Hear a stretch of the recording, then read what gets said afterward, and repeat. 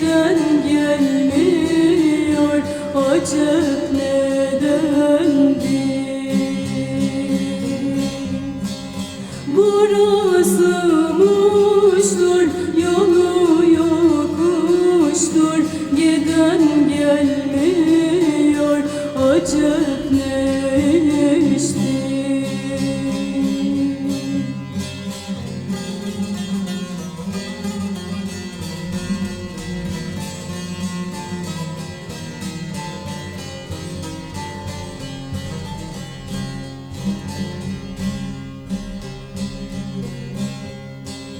Kışlanın önünde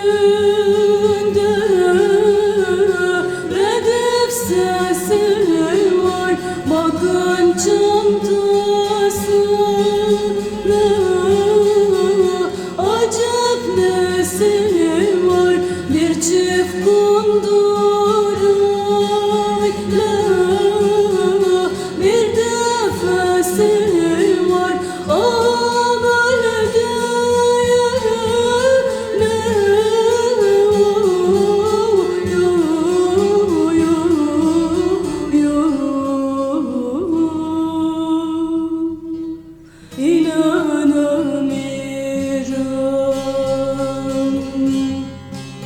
O Yemen'dir, gülü çemendir, giden gelmiyor, acep nedendir? Burası muştur, yolu yokuştur, giden gelmiyor, acep ne iştir? Burası muştur,